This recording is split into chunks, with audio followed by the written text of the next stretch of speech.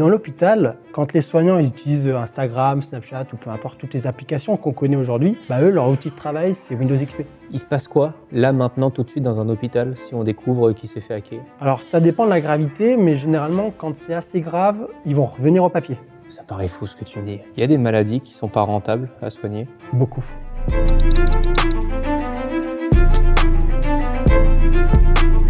Bonjour tout le monde, aujourd'hui un nouvel épisode 20 minutes avec. Déjà merci puisque vous êtes de plus en plus nombreux à suivre cette série-là en podcast audio. Aujourd'hui on reçoit le cofondateur d'une entreprise qui peut changer notre vie à tous puisqu'il s'attaque à l'une des industries les plus obsolètes et les plus opaques du monde, la santé. Il arrive tout de suite, on accueille Mathieu, le cofondateur de Galéon.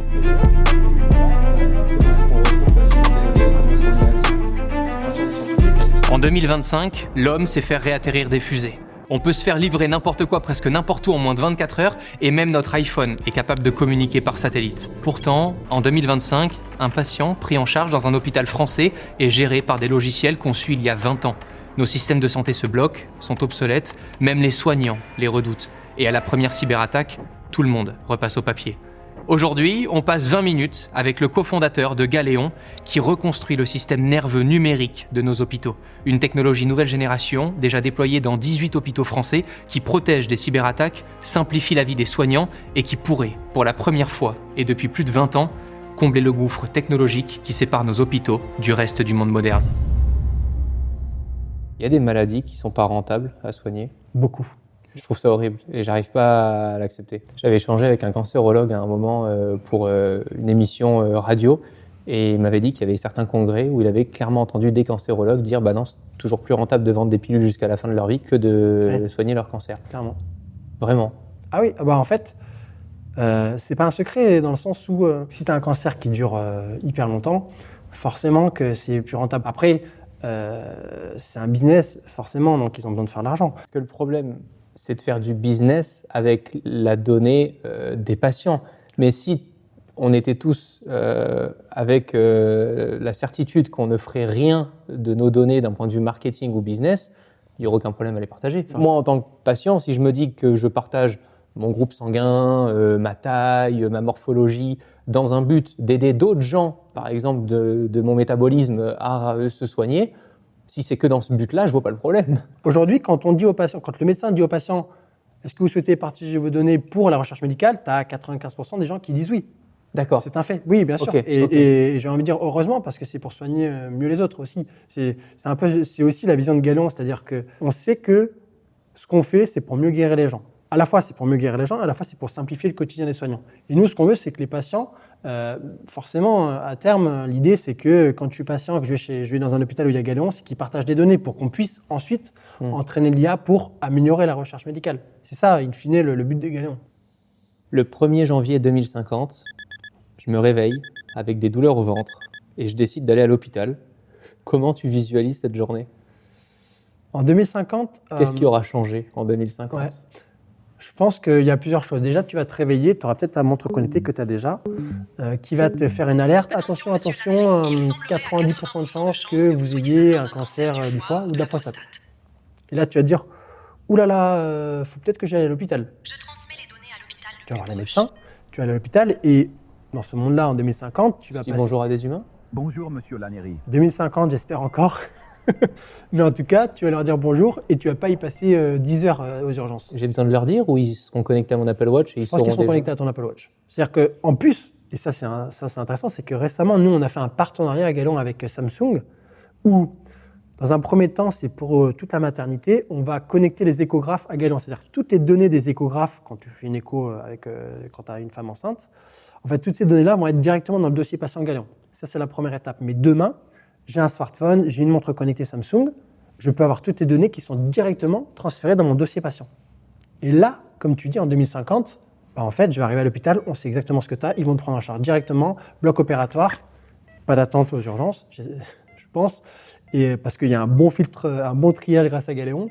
Et en fait, tu vas arriver dans un hôpital où tu auras passé peut-être 1 heure, 2 heures, ça dépend de l'opération, et ton problème est réglé.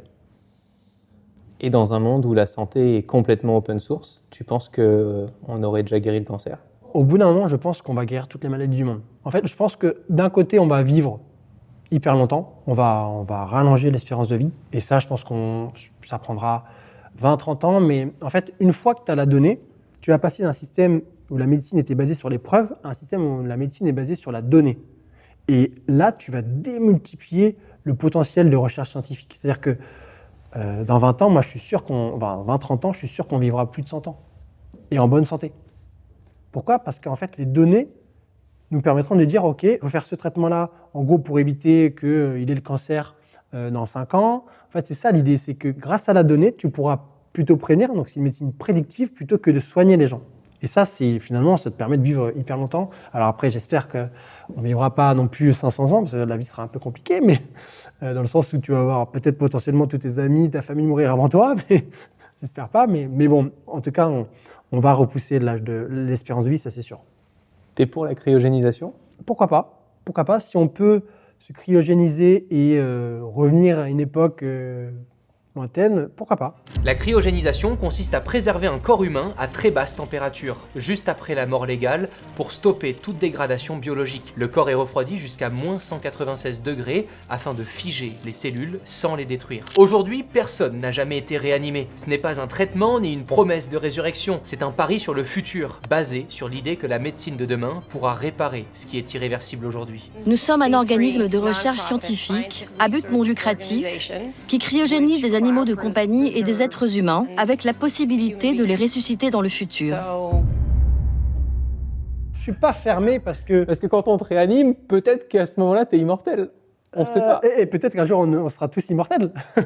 Honnêtement, franchement, en fait, je suis un peu tiraillé dans le sens où être immortel, c'est cool, mais il faut que tout le monde le soit. Parce que si tu es immortel et que tu vois tous tes amis, toute ta famille mourir avant toi... Ben, s'il y a que les riches qui le sont, c'est moins drôle.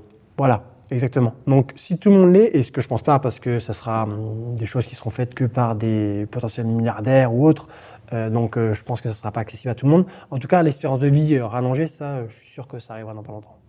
Google a accédé aux données de santé de 1,6 million de Londoniens sans leur consentement pour créer une application de santé. Ça s'est passé en 2016 et ça a fait un scandale. Comment est-ce que vous protégez des données aussi importantes que des données de santé ? Galéon, déjà, nous, on est audité. On est ce qu'on appelle un éditeur HDS, donc hébergement de données de santé. Donc, on a des certifications qui sont ISO 27001. On a la certification HDS en France. Donc, on a aussi des data centers et donc tout notre matériel, tout le hardware qui est pour héberger les données qui est en France. Ça, c'est important pour la souveraineté des données parce que quand on est un hôpital, on ne peut pas dealer avec des éditeurs qui ont potentiellement des données qui vont aller aux États-Unis ou autres. Nous, on a une équipe infrastructure, on a des développeurs, on a une équipe infra qui s'occupe tous les jours de bien garder les données, c'est-à-dire en gros de protéger, parce qu'on entend beaucoup parler de hack, enfin pas de hack, mais de ransomware, de logiciels en gros des virus qui arrivent sur les hôpitaux et qui vont en fait demander une rançon pour récupérer les données. Et en ce moment, il y en a plein. Et clairement, l'année dernière, je crois que c'était 380 attaques qui étaient passées, qui étaient réussies sur les hôpitaux. C'est énorme. Les hôpitaux, aujourd'hui, c'est des passoires. Pourquoi ? Parce que c'est des logiciels des années 90. Donc, ce qui est important, c'est que nous, en fait, notre système n'est pas fait pareil que les autres logiciels. Donc, en fait, c'est ce qu'on appelle un logiciel SaaS, donc Software as a Service, dans le cloud, qui permet d'avoir une seule porte à bien garder, contrairement à d'autres logiciels où quand tu es en fait ce qu'on appelle on-premise, donc tu es sur site, c'est-à-dire que quand tu as tes serveurs qui sont dans l'hôpital, là en fait il suffit d'une clé USB ou il suffit de quelqu'un qui va arriver, qui va mettre son code et il va mettre un fichier qui n'est pas bon et hop, ça va infecter le système. Nous, dans notre système, ça ne peut pas fonctionner le ransomware. On est un peu, entre guillemets, immunisé. Par contre, il y a d'autres types d'attaques qui peuvent fonctionner. Et là, c'est qu'on a une grande porte en fait à garder tous les jours. Il se passe quoi, là, maintenant, tout de suite, dans un hôpital, si on découvre qu'il s'est fait hacker ? Alors, ça dépend de la gravité, mais généralement, quand c'est assez grave, ils vont revenir au papier. Ça paraît fou ce que tu me dis. Et bien, c'est aujourd'hui le cas. Donc toi, ce que tu proposes, c'est de passer à ça ? Ouais, exactement. Quand tu vas dans un hôpital, et je pense que tu l'as déjà remarqué, quand tu vas à Annecy, à Bordeaux, à Paris, et que c'est des hôpitaux à chaque fois différents, tu vas devoir redonner ta carte de groupe sanguin, ton prénom, ton nom, toutes tes informations, en fait, tu les redonnes à chaque fois.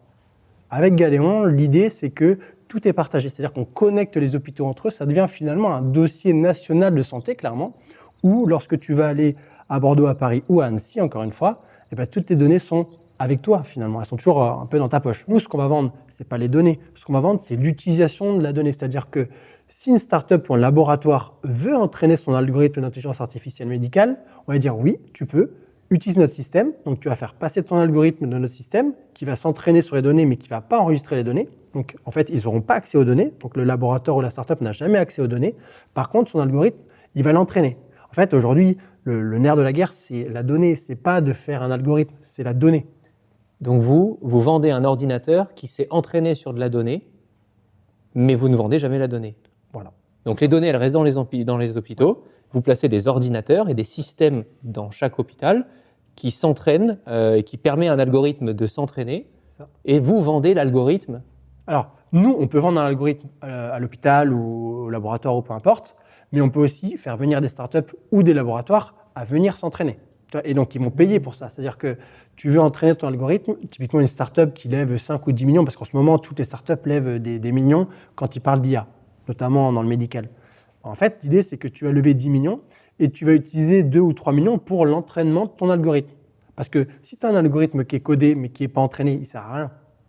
Par contre, si tu as un algorithme qui est passé sur un système où on te dit ton algorithme il est super bien entraîné, en plus de ça, tu as préservé la vie privée des patients parce que le système est décentralisé, le nerf de la guerre aujourd'hui pour les startups, c'est d'aller sur le marché avec leur algorithme et de le vendre. Nous, on leur dit écoute, oui, c'est faisable, on ne t'envoie pas les données, tu utilises notre système et, in fine, tu auras un algorithme super bien entraîné et tu seras sur le marché avant tout le monde. Dans l'hôpital, quand les soignants ils utilisent Instagram, Snapchat ou peu importe toutes les applications qu'on connaît aujourd'hui, eux, leur outil de travail, c'est Windows XP. C'est des logiciels des années 90. Et franchement... Là, dans un hôpital qui va, c'est Windows XP qui tourne. Surtout à Paris. Non, sérieux ? Ouais, c'est pas Windows XP dans l'explorateur, c'est que les logiciels ressemblent à Windows XP. Donc, c'est vraiment des logiciels des années 90, 2000. Et c'est ça le problème, c'est que tu peux pas exploiter des données avec des logiciels comme ça parce qu'ils n'ont pas été conçus pour la donnée, pour faire de la recherche médicale, pour faire des statistiques, pour faire de l'entraînement d'intelligence artificielle médicale. Aujourd'hui, tu as 80% des données dans les hôpitaux qui sont non exploitables. C'est-à-dire qu'on ne peut rien en faire. Galion, c'est ce qu'on appelle le système d'exploitation de l'hôpital. C'est le dossier patient intelligent, c'est-à-dire que c'est le logiciel métier des soignants qu'ils utilisent au quotidien. Que ce soit en fait finalement l'anesthésie, la chirurgie, la cardiologie, la gynécologie, peu importe, toutes les spécialités de l'hôpital en fait sont couvertes par notre logiciel. C'est ce qui permet en fait aux soignants de travailler dans l'hôpital. Ce qui me paraît dingue, c'est que pourtant il y a bien une carte vitale que tous les Français peuvent avoir, donc c'est simple. Enfin, il y a un système quand même qui est global. Déjà, tu as encore la carte vitale. Alors, on vient tout juste de la digitaliser, c'est déjà pas mal. Mais alors, en fait, le système français, finalement, il veut de la concurrence dans le sens où il a fait un DMP, donc un dossier médical partagé. Donc ça, c'est le carnet de santé des patients. C'est pas ce qu'on fait. Nous, on alimente ce carnet de santé, c'est-à-dire que nous, on est le logiciel métier des soignants. On est ce qu'ils utilisent au quotidien. C'est vraiment l'outil métier, si tu veux. Et on alimente souvent de PDF ou de résumés, un petit peu de data, un peu structuré quand on peut, donc bien rangé quand on peut, ce qui est un peu compliqué. Mais l'idée, c'est qu'on va alimenter ce carnet de santé que le patient peut ensuite consulter quand il veut. Mais c'est pas ce qu'on est, nous. On n'est pas le carnet de santé, on n'est pas. Aujourd'hui, ça s'appelle Mon Espace Santé, on n'est pas ça. Nous, on est le logiciel métier des soignants, donc ce qui est à la base la couche qui permet de bien ranger les données, ce qu'on appelle de bien structurer les données pour ensuite faire de l'intelligence artificielle, des statistiques, des recherches médicales beaucoup plus rapidement. Et un peu comme Palantir ? Alors, ouais, ça peut se comparer à Palantir parce qu'en fait, nous aussi, on a une vocation d'être à l'échelle d'un pays, clairement. C'est-à-dire que demain, avec Galéon, tu pourras piloter, en tant que gouvernant, tu pourras piloter ta santé finement et tu pourras prévenir plutôt que guérir. En fait, c'est au-delà de digitaliser parce que on a déjà en soi digitalisé l'hôpital. Nous, c'est pas ce qu'on propose. Ce qu'on propose, c'est clairement avec ta tablette ou avec un smartphone, tu viens au lit du patient, tu es soignant, tu vas noter quelques informations ou, encore mieux, tu vas dicter, c'est-à-dire tu vas dire Galéon, mets-moi un 1000 mg de paracétamol, etc. Enfin bref, tout ce que peut dire une infirmière ou autre. Et l'idée, c'est que toutes ces données-là qui ont été notées, soit par la voix, soit directement sur un smartphone, toutes ces données-là, 100% sont exploitables, valorisables, et on peut s'en servir pour entraîner des IA, pour aider au diagnostic, faire plus de prévention, etc., etc. Toi, tu rêvais de faire quoi quand tu étais petit ? À l'âge de 4 ans, en fait, donc mes parents sont divorcés. Et ça a créé chez moi, en fait, c'est pas créé, c'était déjà dans mes gènes, mais ça a déclenché ce qu'on appelle des tics. Donc, c'est une maladie héréditaire que mon père avait déjà, enfin, a toujours, hein, mais à petite dose, on va dire. Et des tics, qu'est-ce que c'est? C'est un peu des mouvements inopinés des mouvements comme ça, tu vois, ou des mouvements, enfin, tu peux dire des choses, enfin, pas dire des choses, mais c'est pas Gilles de la Tourette, mais c'est typiquement faire des petits bruits comme ça, tu vois. Donc, à 4 ans, ça a déclenché ça chez moi. Et finalement, j'ai eu beaucoup de moqueries à l'école. Et j'ai eu aussi des profs qui m'ont clairement viré de cours parce que ça les dérangeait, parce qu'ils se disaient « Attends Mathieu, tu fais trop de bruit, sors, ça dérange tout le monde ». Voilà, ça a été compliqué pour moi. Honnêtement, ça a été une période très difficile pour moi. Mais finalement, avec du recul, je me dis que c'est un peu entre guillemets, la meilleure chose qui me puisse m'être arrivée, c'est que ça a créé chez moi une envie de réussir et une envie d'entreprendre, clairement. Alors, pas à 4 ans, pas à 15 ans, hein, mais très vite, en fait, j'ai dit OK, de toute façon, quand on te ferme la grande porte, tu apprends à passer par la petite fenêtre. Et puis ça te crée une carapace. Donc, ouais, c'est ça. Tu t'endurcis, quoi. Tu t'endurcis et clairement, et à l'école, alors, heureusement que j'étais grand. Je fais 1m92, donc heureusement que je suis grand. C'est vrai que là, t'es assis, mais t'es très grand. Ça se voit pas. mais en fait, tu vois, à l'école, ouais, j'avais beaucoup de moqueries et mes profs me viraient de cours. Bon, ben voilà, c'est comme ça. Et donc, du coup, ça t'apprend. Finalement, c'est pour ça que je bosse aussi aujourd'hui et que j'ai créé un projet dans la santé. Parce que, en fait, j'ai été un patient. On est tous des patients, mais j'ai été un patient et aussi incompris. Et finalement, il y a beaucoup de patients qui, voilà, pour eux, c'est des maladies qui sont dures. Alors, je ne parle pas du patient qui passe aux urgences ou pour un bras cassé ou autre, mais tu as des maladies qui sont dures et qui sont rares. Et finalement, ça, moi, c'est ce qui me parle aujourd'hui, tu vois. Tu démarres pas ça tout seul, tu rencontres Loïc, ouais. Et au fur et à mesure, en 2016, vous décidez de lancer Galéon. Loïc, en médecine, tu vas nous expliquer, c'est dingue, mais vous n'avez rien à faire ensemble pour vous dire du jour au lendemain, je vais révolutionner le système de santé. Comment ça se passe? En fait, pour la petite anecdote, avec Loïc, mon cofondateur, qui est médecin anesthésiste réanimateur à la base, on s'est rencontrés sur le site du Zéro. En fait, c'est l'ancêtre d'Open Classroom, et clairement, c'était un forum à la base.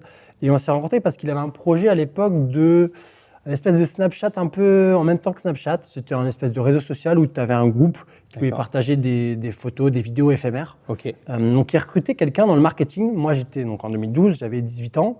Et en fait, il m'a dit je recherche un gars motivé. Compétence ou pas, je m'en fous, je recherche un gars motivé. Donc moi, je postule à l'annonce, hop, on commence à bosser ensemble en 2012 et on était toujours en visio. Donc à l'époque, c'était Skype. Et bon, le projet n'a pas fonctionné, donc la boîte s'est arrêtée. Mais en fait, en 2016, là, il m'a dit « Mathieu, j'ai un truc de fou.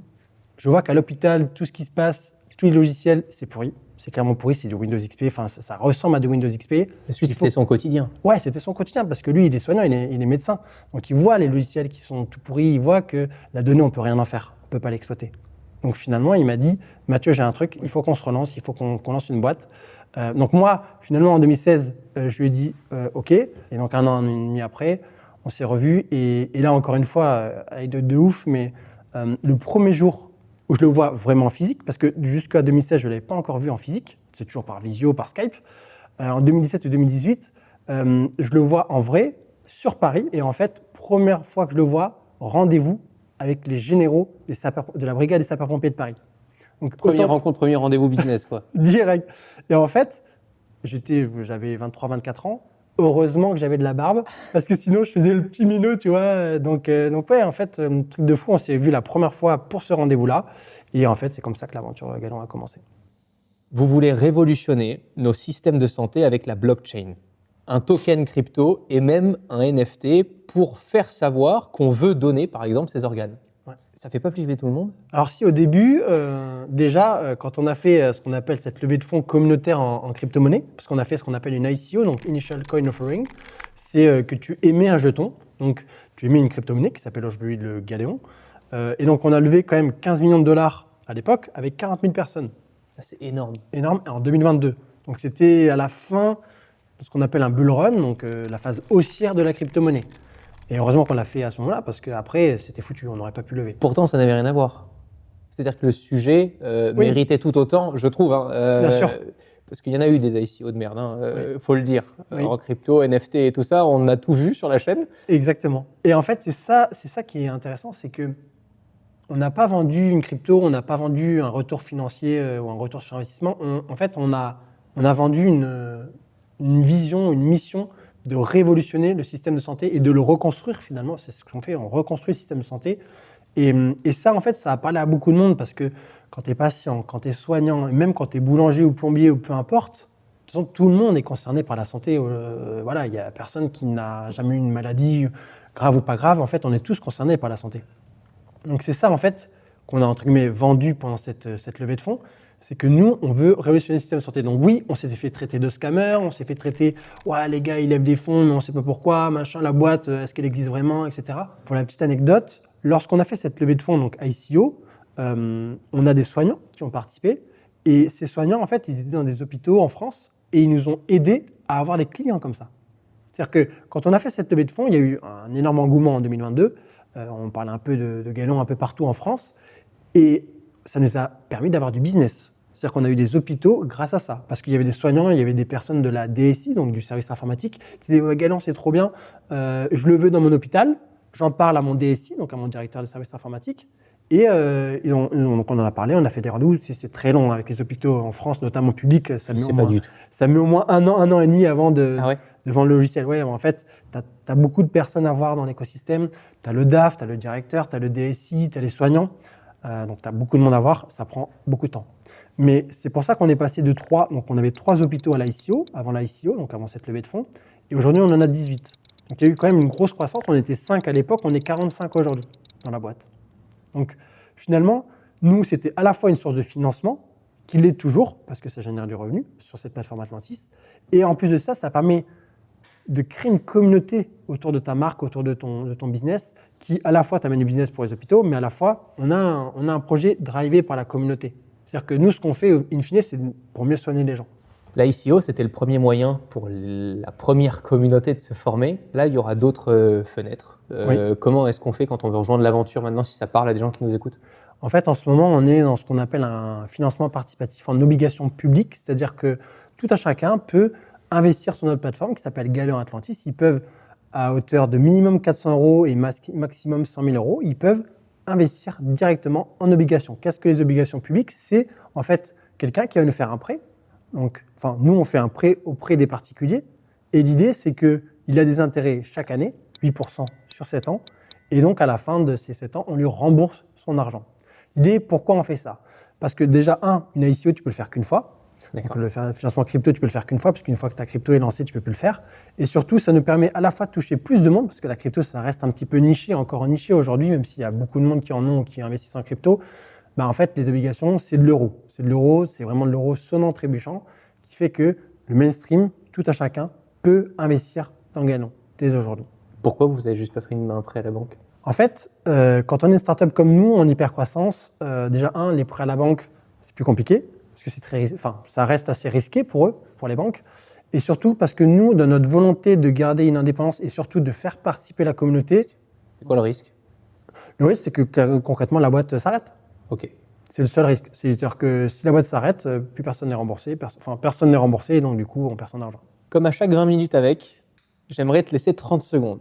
30 secondes pour que tu regardes cette caméra-là et que tu partages aux gens qui nous écoutent tes meilleurs conseils pour qu'ils se préparent au monde de demain. En tant que consommateur, je pense qu'il ne faut pas avoir peur du changement. Il ne faut pas avoir peur de l'ultra-connexion. Alors oui, on a tous un portable, on a des montres connectées, etc. Mais je pense que demain, ça sera pire que ça, pire ou mieux. Mais en tout cas, on aura encore plus d'objets connectés. Donc je pense que comme l'intelligence artificielle médicale ou non médicale, il faut le prendre à bras-le-corps, essayer de maîtriser les outils. On parle beaucoup, alors moi je suis dans le médical, mais on parle beaucoup d'intelligence artificielle. Je pense que c'est que le début de l'IA et c'est ce qui va nous permettre demain d'être à la fois plus productif, d'être mieux soigné, de passer plus de temps peut-être avec sa famille. Peut-être qu'un jour on ne travaillera même plus et en fait les robots et l'IA vont clairement faire tout à notre place. Je pense que demain, il faut être prêt à se dire en tant qu'entrepreneur, je vais créer des choses, je vais avoir un impact et surtout, si je parle aux entrepreneurs là pour le coup, il faut créer des outils, il faut créer des logiciels, il faut créer des IA pour que demain on puisse vivre en tout cas en meilleure santé. Merci Mathieu. Merci. C'était un plaisir. Top. Merci beaucoup.